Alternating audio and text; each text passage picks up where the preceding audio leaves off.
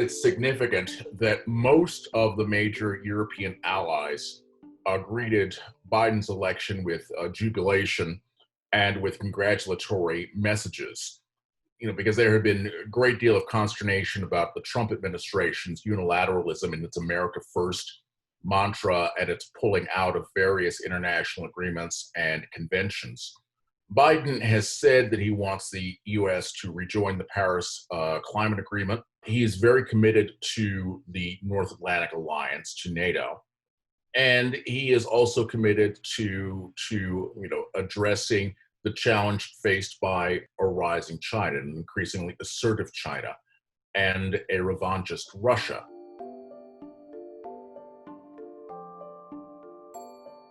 At this stage, I think the best that the United States and China could hope for is a type of focused or constrained enmity. There's nothing about the United States and China and their strategic position that foredooms them to military conflict. But the reality is that China is a rising power. China views U.S. alliance structure in East Asia as a threat.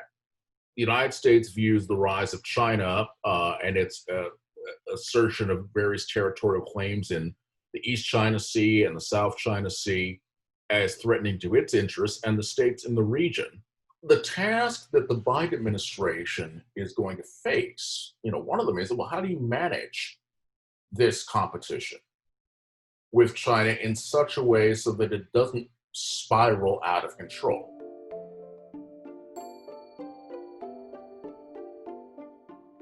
One of the benefits of Donald Trump's defeat is that we can at least get away from the ridiculous notion that Vladimir Putin is not a malign actor and that he has more credibility on issues than analysts in the U.S. intelligence community. He is a malign actor. He is an opportunist. He has a vision of Russia that of Russia's interests. And I mean, he has a deep set of grievances against the United States. And I would say, speaking as an American-trained IR scholar, some of his grievances are legitimate.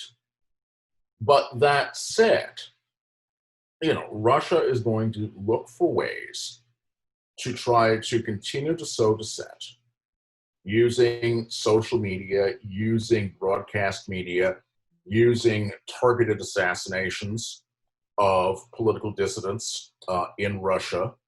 Putin wants to maintain himself in power, and he wants to complete his project of restoring Russia as a great power, period.